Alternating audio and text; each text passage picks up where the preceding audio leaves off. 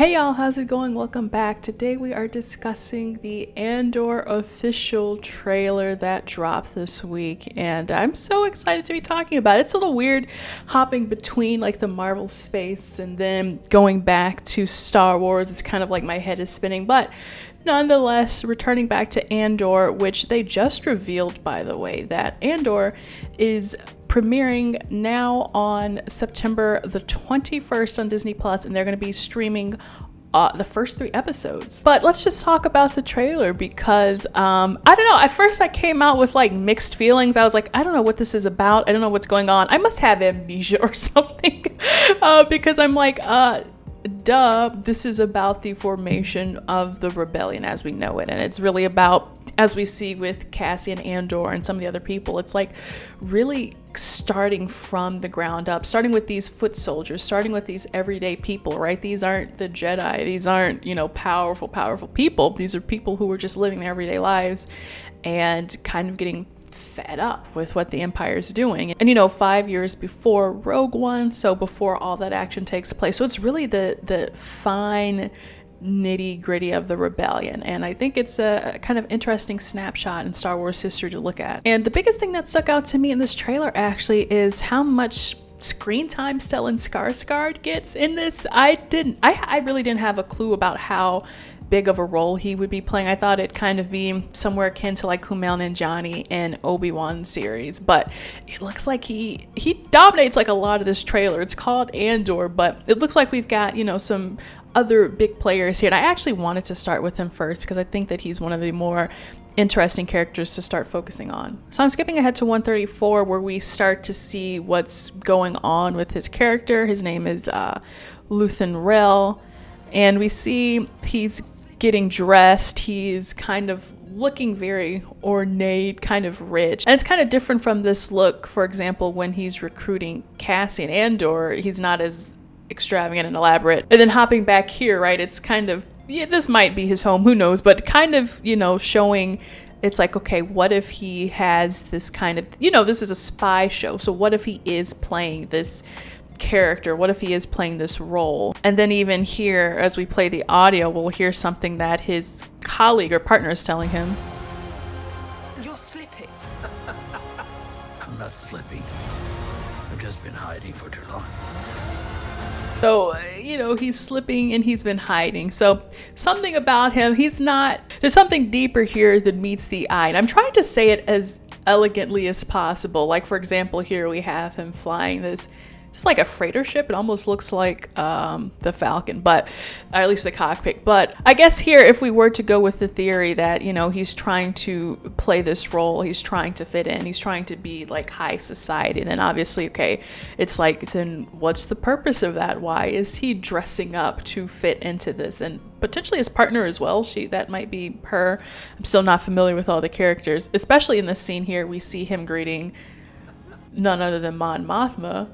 So, what could that signify? Okay, so here's what I'm guessing. You know, will he be able to gain some sort of insider knowledge about what's going on with the Empire, especially if he's getting close to someone within the Senate, like Mon Mothma, who is part of the decision-making people, right? Like, you know, if he can't get into the Empire itself and try to figure out what's going on, then, you know, there's still some decisions being made trickling down to senators and the lawmakers and all of that. So I wonder what type of information he'd be trying to fish out from her. But this is also, as I say this, based on a theory where his rebellion and the one that Mon Mothma are doing are kind of separate right now. Like, they're going towards the same goal as trying to go against the Empire, bring down the Empire, but they don't necessarily realize that they're both working towards the same goal, if that makes sense. So that's kind of interesting as we move forward in this. Like, right after his little beat ends, we move into Mon Mothma's story arc, and we see her here at the Senate chambers and all that stuff, and she's talking, and then this particular quote, might as well just play it. She says, "As long as everyone thinks I'm an irritation, there's a good chance they'll miss what I'm really doing." What are you really doing? And of course, oh, what are you really doing? Well, I mean, we all know it's a dramatic irony, right? But we know, right, that she is trying to go against the Empire. She is the eventual kind of like leader, if you want to say, of the rebellion. But my big question is, how is she going to pull this off? Because for her, she's already got this advantage within the Senate. She knows what's going on. She knows the ins and outs. She can get really close to people. You know, I suppose Luthen, his character, can do the same as well. But I mean, she's in such a position of high power already. But it makes me wonder, does she have a team? Or is she doing this all on her own? Because we'll see in a second that Luthen is recruiting people. And he's got some partners and people he's working through it with. But is anyone on Mon Mothma's side? Is she kind of working alone? And does she think that, I don't know, like where is her mind going? That's what I want to go. And I think this will actually be quite interesting to see them kind of, or to see her specifically play the long game within the Senate and to try to figure out whatever she's going to be doing to go against them. It also makes me wonder, so if she and Luthen are both playing these kind of opposite, separate teams but going for the same thing, at what point will they realize that they are both part of the same cause, that they're both trying to do the same thing? Because if you think about it, these are covert ops, right? These are really sneaky operations that you can't just tell anybody about. So I'm like, what type of event would kind of reveal, you know, throw the cover off of the thing, take off the blindfold and make them both see that they're doing it? And I can only imagine perhaps that both teams happen to come upon, like, this is my only hypothesis right now. Let's say there's an event happening where the Empire is, I don't know, maybe gonna touch down on a key planet, or they're gonna be mining some sort of thing, you know, resource from this planet. And both of them are like, oh, this would be the perfect time to infiltrate the Empire or gain this bit of information because they will be so vulnerable, or because this and this and that, right? They both get this information and they both send spies to go to the operation to recover such information. So let's say we've got Cassian Andor on one hand and then whoever Mon Mothma sends on the other hand. And then they meet and they're trying to do the same thing. They're both suspicious of each other, like, why are you here? And then eventually they find out, well, I was going to steal this because. No, I was going to steal this because. So maybe we should team up. I don't know how well each of the heads, you know, between Luthen and Mon Mothma, how well they're going to receive that. But, I mean, hey, we're stronger in numbers, right? So next thing I want to talk about is kind of similar to the last one, right? How do these two groups find out about one another when you're doing super operation? Which to me is, how does Luthen find out about Andor in the first place? So for example, we see here that he meets Saw Gerrera, and that's pretty cool. So I was excited to see him. I wasn't expecting Forrest Whitaker to make a return. And then we have this moment where we see him recruiting Cassian Andor, and he tells him the Empire is choking us slowly. We're starting not to notice. I guess essentially, I really like that line. That's a really clever line, by the way, right? But kind of saying, you know, the people are kind of getting a little too comfortable with what's going on. You know, we're just sitting back and letting the Empire hand our butts to us while we just take it, basically. So I think that's interesting. But how in the heck does Cassian Andor get on his radar in the first place? Because again, if Cassian Andor is some kind of spy, or he's just kind of a crafty, nimble person, it makes me wonder, is this a situation where it's like it takes one to know one? Because, you know, right around here we see kind of how easy it is for, it looks like, a little Cassian Andor to just sneak into an Empire base or facility. You know, kind of like the epitome of super easy, barely an inconvenience, you know? So I think what's going to happen is that he's going to have all these years of just kind of finding out that he can just slip right in, as they kind of talk about. It is just kind of easy to slip right into the Empire. So okay.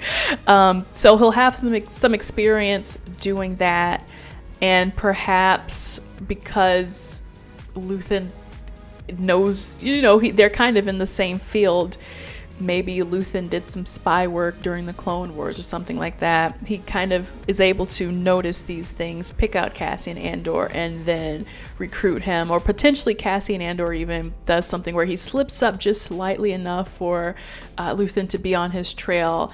And potentially Luthen could be a good mentor for him, you know, kind of teaching him everything that he knew. Here's how you can be a spy. Here's your little equipment. Let me be Q, and just start going full James Bond with it, though. But I mean, who knows? I think the final thing that I wanted to take away from this trailer discussion here is kind of just, what's the big mission here? What's the goal? Because okay, we know the show is about the founding of the rebellion, but like what specifically are they going to focus this specific series on? Like what type of plot line? Because we know based on the movies, the Empire doesn't get taken down until, you know, many years after.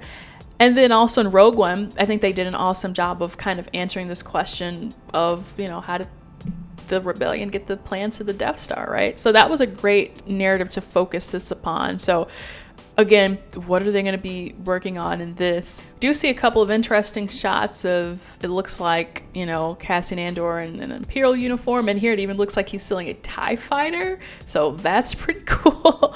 But I'm like, is breaking into the Empire going to be the ultimate goal? I don't know. Something that struck me though was these funny looking guys here looking like thing 1, 2, and 3. These big burly guys, and it's like, how often does the Empire, you know, send these type of boots on the ground that aren't stormtroopers or inquisitors, you know, just kind of someone to go rough somebody up? So that's kind of interesting. And then in this next shot you see this reaction from basically your everyday people, right? Your workers. It looks like something is going to happen and the Empire isn't happy about what these people are doing. So it makes me wonder if potentially this could be about liberating a small town or something, right? Teaching them how to fight back. And it's like, well, can you really fight back against the Empire? I mean, they are the Empire.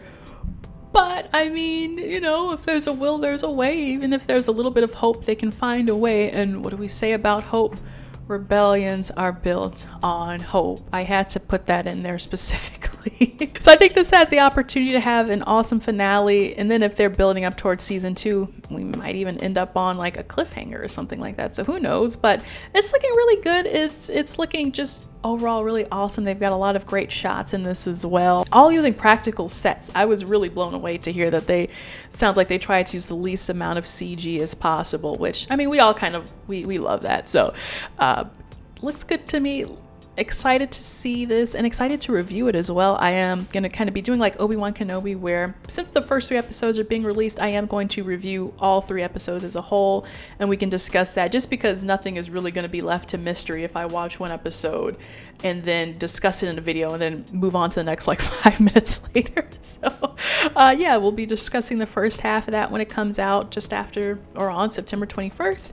Let me know what you thought about the trailer in the comments. Leave a like if you enjoyed this. Subscribe for more Star Wars. Check out my Obi-Wan Kenobi series review, by the way, if you haven't. Even just skip ahead to the finale just to hear my overall thoughts about it. And with that said, I think I will leave it here, guys. Bye.